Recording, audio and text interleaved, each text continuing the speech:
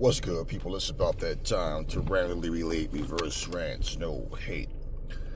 So we got Benavides name being thrown out there to Canelo.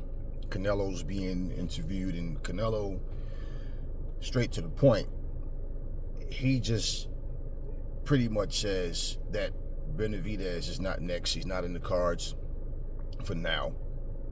And he also said that sometimes, the fights get bigger when they have to wait a little bit. And, well, isn't that the very thing that people shot down Floyd about, and Manny, and, Crawford and Spence, and other fights that we haven't seen happen, Anthony Joshua, Deontay Wilder? So how is it that when Canelo says it, all of a sudden now, yeah, he's right, No, cut the shit. Everybody wants to see Benavides versus Canelo. Now, content creators saying Benavides has to be next, or else. Benavides has to be next, or no, that's not what it comes down to. What it comes down to is this. When he wanted to fight Floyd, anybody he chose to fight, he said, I want to fight this person because such and such a thing. Now, you said you fought all of the great fighters and you beat them all, but then you turn around and say that if this fight makes sense and what's the best thing to do, I'm going to sit down with Al Heyman and we're going to talk about it, then we'll see. That's a different energy than saying, I want to fight Floyd Mayweather. Give me my shot. And you got your shot. You lost, but you got it. So, when I say let's not start using our imaginations with making fights happen and this is going to happen, I always tell you, I don't know what's next. We look at possibilities based on performances and what just happened in the last fight. And like example, everybody's assuming that if Anthony Joshua wins his fight coming up and if Wilder wins his fight coming up, that eventually they'll be next. But this is boxing. Because we still haven't had Andy Ruiz versus Deontay Wilder, right? Okay, well, that being said, Wilder's already sitting there talking about he'll fight Francis Ngannou under one condition. Man, listen, fighters need to learn to say, listen, I'm not thinking about Francis Ngannou. I got Joseph Parker in front of me. That's my focus. They're not even hype. It's something about these fighters. They go into a fight. They're not hyping up the fight with the first person that they're fighting against. They're hyping up a fight about other possible opponents that they want to fight as if this fight is nothing. It's a stepping stone. To get to what? To get to who? Because should he win his fight and AJ win his fight and then somehow they still don't get in the ring, then what? So, like for Canelo and any fighter, what you've done, great. Nobody can take that from you. But as long as you are still an active fighter and you're calling yourself the face of boxing, I'm not trying to hear no nonsense about he's at the point where he can do what he wants. No, that's exactly what they end up doing, and only because of favoritism and protection is why it's allowed and why it can happen. Why certain guys don't get stripped and others do. Why certain guys get gifted titles that allow them to go up and down.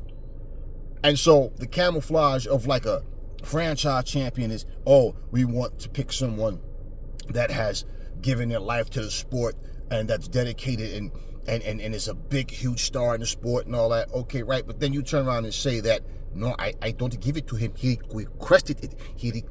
And Lomachenko requested. Oh, they requested it. Okay, well, either way, the cushion is there. You can't take away from what Canelo has done. But God damn it, man, listen, stop. Enough is enough, man. I told you guys, just because Benavides, regardless of who wins between him and Andre, I said, even if Benavides wins, it doesn't mean he's next for Canelo. To be honest with you, when you look at a guy and say, I think that guy's the next best guy in the division, I want to fight him, that's how it's supposed to happen. Well, can Canelo honestly say that he feel like there's a bigger fight out there at 168 for him than Benavides? Charlo hasn't even fought at 168 yet. So you just beat the little brother Okay, Big Brother hasn't went up to 168 yet. And he's not even saying he's going to 168 for sure. He said that it was a step. He agreed that, yeah, this is a step to going up to 168. So he came in 163, paid his fine, didn't worry about it. And he also said that he's still a champ at 160 and, he still want to defend his belts there. So he has options. He already completely just ignored Terrence Crawford. So he dismissed the Terrence Crawford fight. Well, that I can actually understand, to be honest with you. I'm not even crazy about that fight.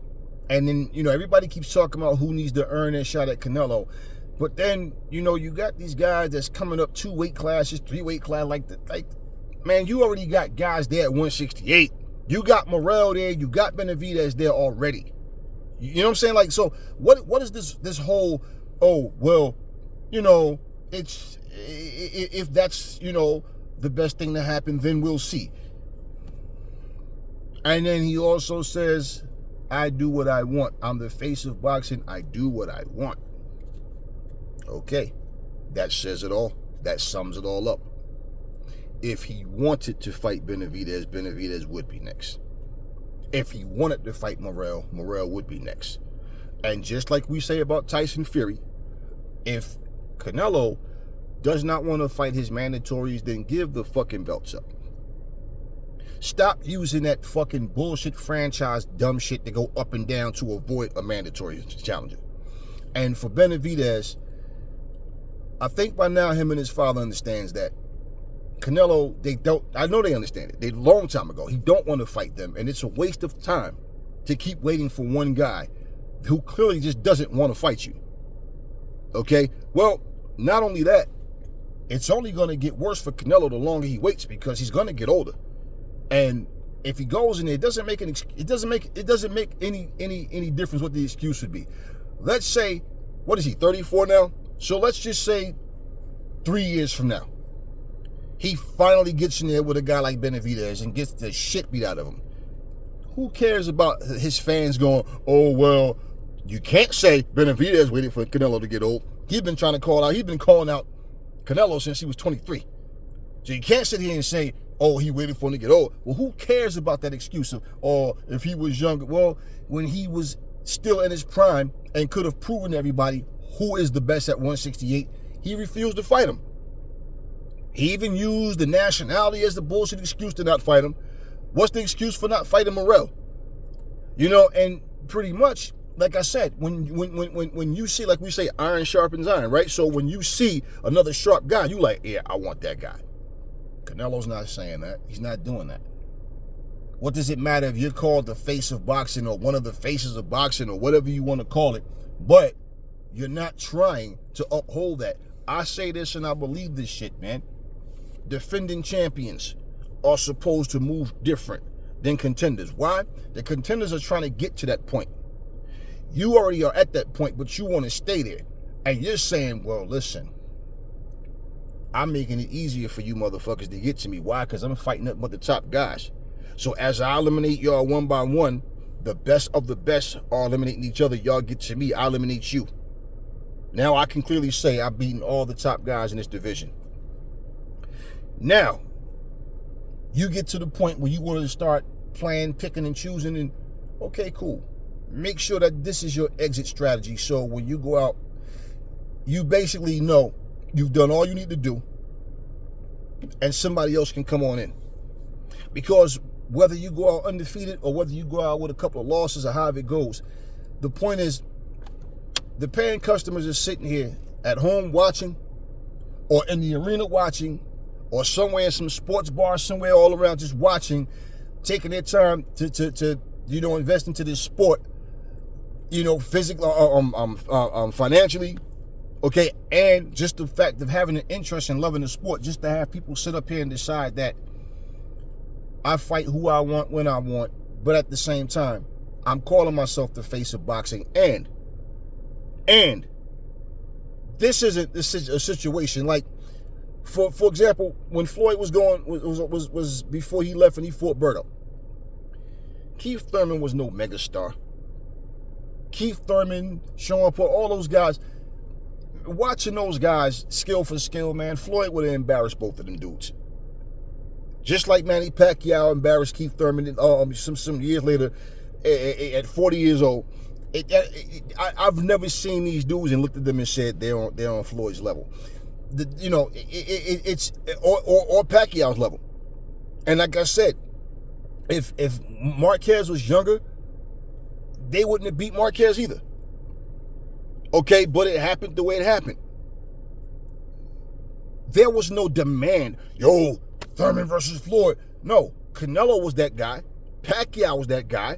There was people in his career that by the time these guys fought, that it was like, yeah, that's big anticipation. There was no huge anticipation for no fucking Keith Thurman or no Sean Porter, no Garcia or Errol Spence at that time. There was no huge anticipation for those guys to fight Floyd.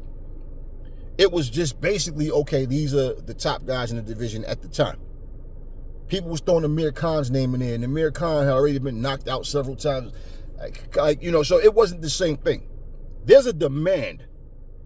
You understand what I mean? There's a demand. So it was more like, okay, well, out of all these guys, I'd rather see Floyd fight him because I think he's better than the rest of those guys.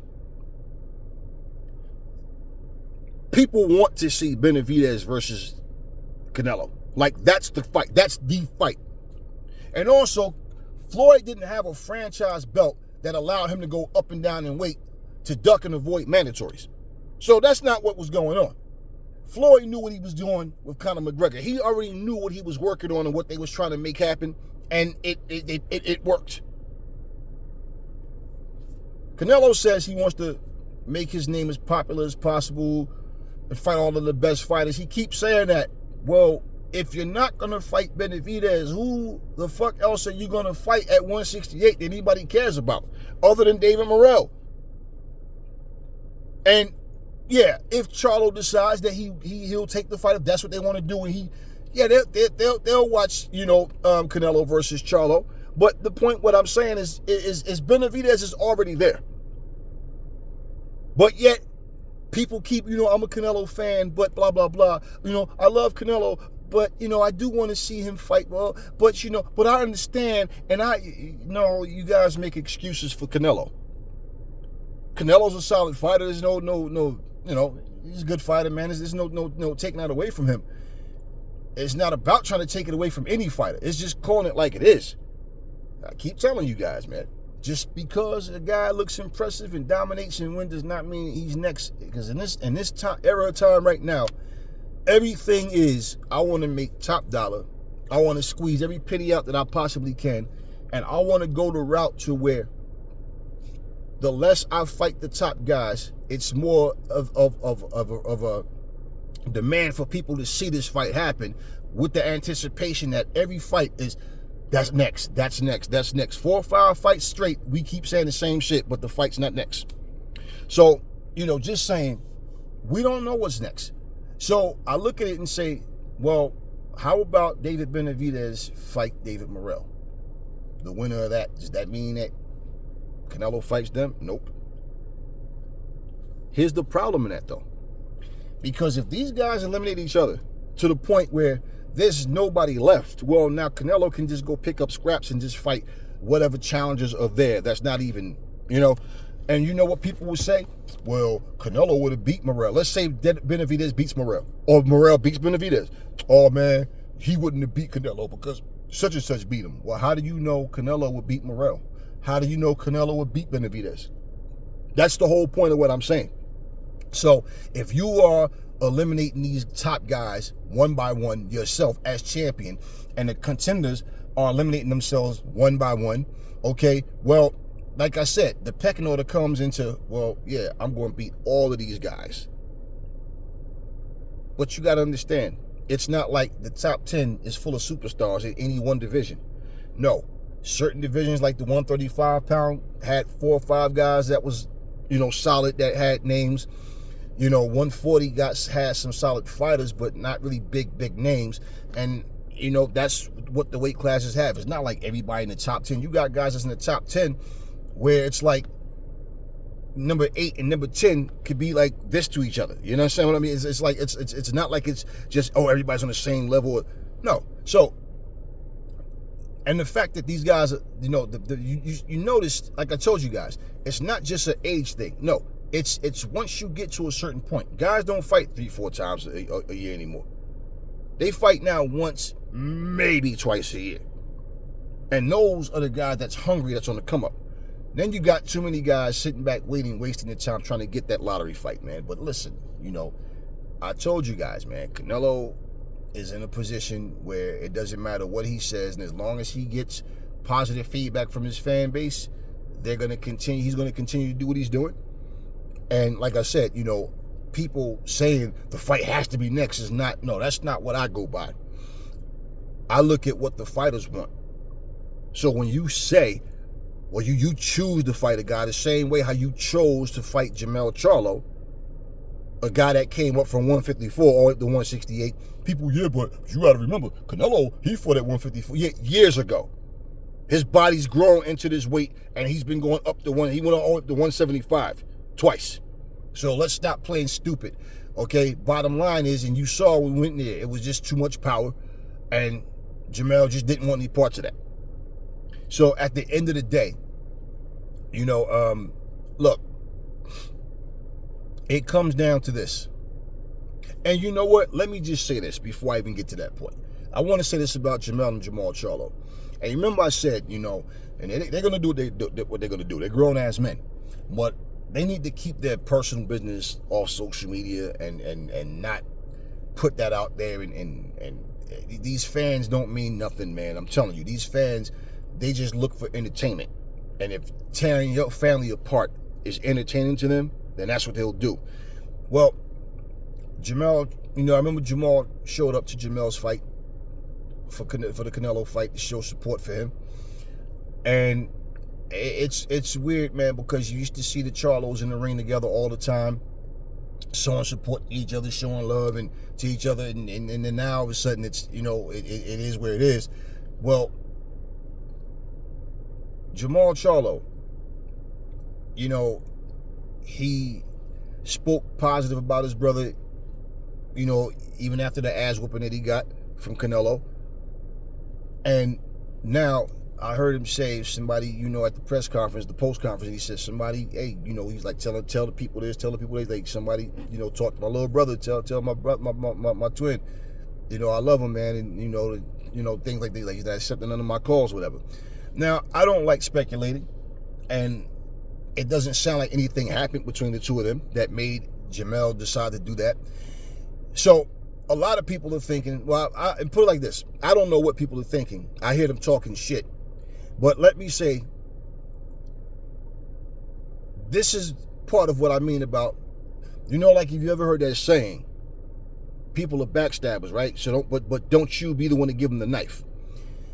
This is what I mean about how people make such a spectacle out of personal things. But once it goes on video and becomes public, well, now you have yourselves to blame. But Jermall, in that sense, feel like even what he said on that post conference, is a big chance his brother might even be watching. Who knows, right? But he want him to know, I love him. I ain't got no beef with my brother. But you see, Jermell wasn't in the ring for a long time. He, you know, came back and pretty much spoke positive and didn't talk a lot of shit, which wasn't a bad thing, especially the way the fight went. He went in there, he took an ass whooping. Okay. Jermall comes out and was out of the ring longer than Jermell. Dominates. So if it's a jealous thing, if it's a depression or something of, damn, man, I came out, lost my second fucking fight. My brother comes back, still undefeated. Looked like he didn't miss a step. The speculation that people are making is based on things that they say to each other or about each other. But Jermall, if you look at it, is not the one that's talking shit. It's Jermell, the one who likes to go viral about with videos and, oh, I'm this and that, and my brother this and blah, blah, and we don't always get along. And so when you look at it, look, I remember the phone call they had. Why they decided to make this public to the, you know, make this video, you know, accessible to the public. is beyond me, but I remember Jamal was telling Jamel, you can't fuck with me. Like, man, listen, you won't go. I bet you won't go 15 rounds with me, because they was talking about how Jamel was saying how fights should be 15 rounds instead of 12. I can go 15 rounds, and he was telling him, I bet you won't go 15 rounds with me. Now you see how everybody turned on Jamal at some point and started saying, oh, well, Jamel's the real line between the two. Jamal's a pussy. Jamel went and unified the division. I said, yeah, he did that. He unified, and hey, that's a solid thing. And I've been saying for the longest, Jamal needs to fight more often. He needs to try to do the same thing and unify the division at 160. Not just because his brother did it, but because, like, hey, I'm in here. There's no sense to sitting here waiting for Canelo or any other particular fighter that doesn't want to fight me. Let me go out here, do what I have to do, collect these belts. I never thought Jamel was better than Jamal. Never. I always looked at between, like, even when he fought against Tony Harrison in the first fight, I didn't think Jamel lost that fight, but I felt like he depended too much on loading up, trying to land one big hard shot. And when he did throw his combinations, Harrison would get on the back foot and move, and Jamel would, walk him down. But he was trying so hard to get up to knock him out that he wasn't putting his punches together the way that he normally could. And I just watched him and Jamal. I always felt like Jamal was the sharper between the two of them, and he was the better fighter overall. But that all being said, isn't it funny how now in one night Jamal comes back and now all of a sudden, fuck Jamel, Jamel's a pussy, he's a bitch. Now the same thing y'all was saying about Jamal, now you're saying it about Jamel. And now all of a sudden, thumbs up to Jamal. You know what I mean? And this is what I'm saying.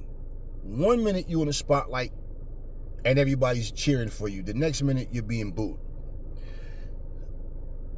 Canelo, if you're not going to fight Benavides, if you're not going to fight Morrell, give the belts up.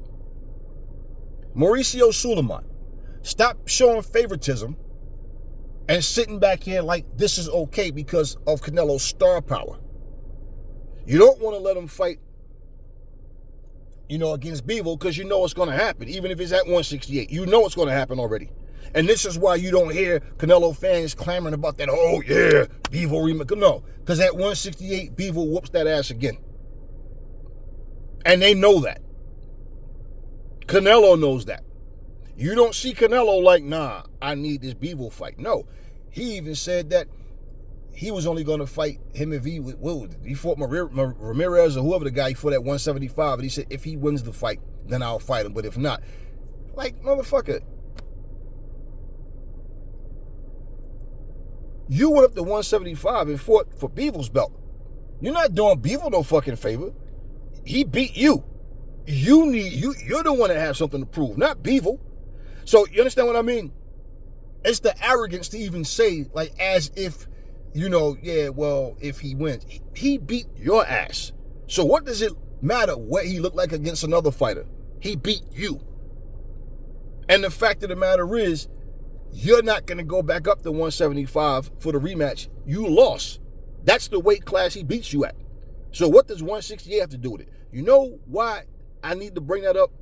Because you the same motherfuckers that sit here and say, well, if Errol Spence lost at 147, the belts is for undisputed at 147. Why does Crawford got to fight him at 154? He has nothing to prove at 154. You right, he don't. And the belts was at 147. So guess what? That's the point.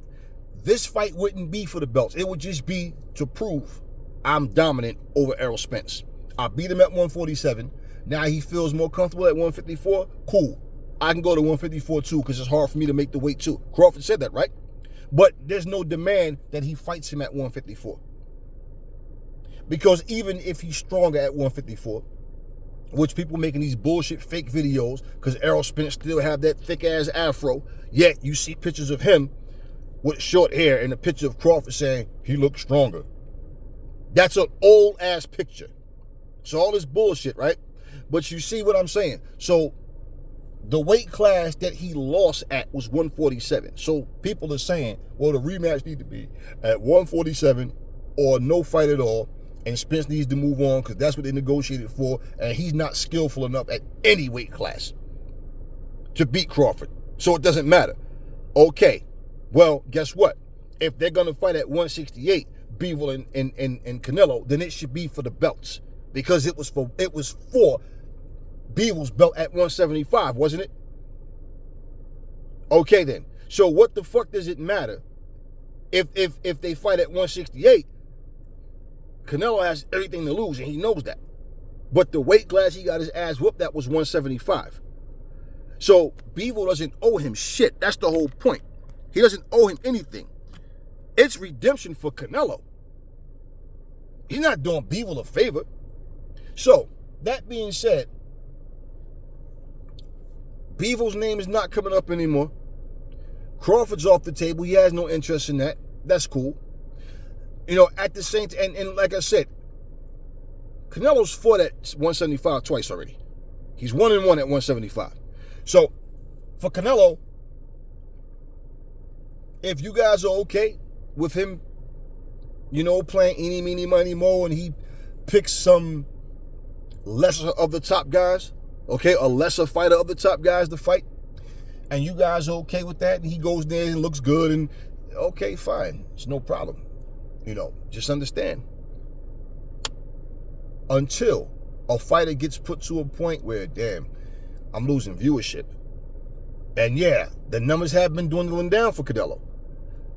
But until they get to that point where people are not showing that same support, see, all this waving the Mexican flag and Canelo, that's not cutting it. I don't give a shit about where you from. I don't care nothing about all that. Oh, I'm waving the flag, I'm representing my country. No, get in there and fight this dude. Simple. And when people start to say, nah, you know what, the same way now you see people getting tired of Tyson Fury, right? Same way. Then that's when these guys are forced. They feel forced. I have to get in there and do this now. Because people start to turn their backs on me. If not for the public, these people are not rich. So yes, motherfuckers, they owe it to you.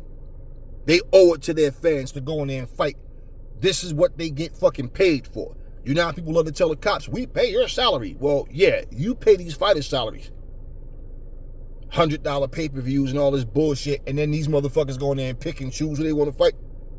Nah. And then sit and tell you, basically, I don't give a fuck how much money you going to continue to pay me, motherfuckers. Care how much money you paying. You going to pay. I'm putting my life on the line. Bitch, you chose this. You chose this. It's what you do. Imagine a fucking fireman pulling up. There's a family in the building. That motherfucker go, I ain't going up there. Hey, what the fuck you mean you're not going? You chose this. This is what you signed up to do. And they don't make millions of dollars. Not even close to it. They only make close to six figures.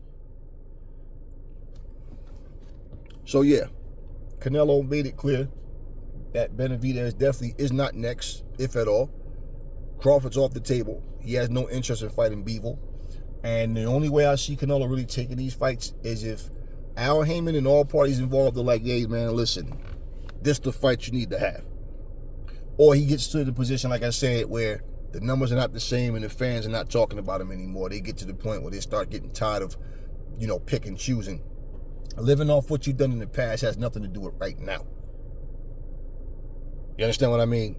And Canelo, while he's still able to go in there and perform, need to make sure that he's securing these victories. Otherwise, like I said, he's going to wait. He's going to jump in there and wait too long and get his ass whooped. And it don't even have to be a Benavides. It could be somebody that he's supposed to walk through. Just like how he was supposed to walk through Bivol. And then after the effect, now everybody starts talking about Bivol's size. Wasn't nobody talking about his size before that, though? Well, that being said, with the few people who did believe that Bivol had a chance because he's big and strong and he can box, but ultimately people thought Canelo would eventually break him down, his experience, and he'll do this and that.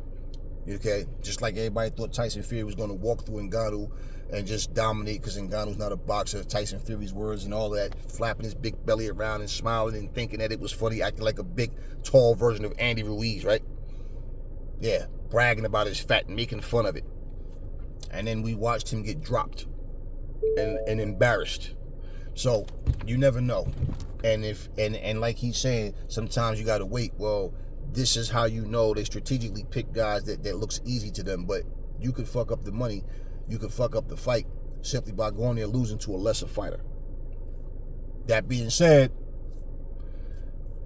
if that fight ever happens, Benavides versus Canelo is a lot similar to, Anthony Joshua and Deontay Wilder situation, because the only difference the fight just won't happen. And the only difference is that there was attempts to make that fight that was turned down, and a fake attempt that was made that people keep bringing up and trying to make it like it's a, and then you got like it's a mutual thing. Both sides are turning the fight. No. Stop that bullshit. Stop the cap. And pretty much is the type of thing where now with the heavyweights, you got one guy holding up the division. You got another guy who's, holding 3 of the 4 belts, that's already been there with AJ twice, just beat Dubois. You know what I mean? And pretty much had a Tyson Fury stand up and say, and a Frank Warren, that the fight with Ngannou and Fury was bigger than Fury versus, Usyk. And just to say those stupid words alone, bigger meaning what? A bigger financial attraction? Well, that fight didn't do nearly what they wanted it to do. In fact, they lost money. So, the unified champ of the world is not as good as a novice, huh? And the guy walking around with the green belt who went out there and disgraced himself, well, now he's talking about Ngannou's not worth the rematch. Yeah, I know. The embarrassment is not worth the rematch. He has no intentions on redeeming, right? No. So he's supposed to now be fighting Usyk. Well, guess what, y'all? Do you see the point what I'm saying? It took something to happen. It's something that had to happen to Tyson Fury for him to finally, want to have to prove something. And I don't feel like he's 100% confident that he can beat Usyk. And I've always felt like that.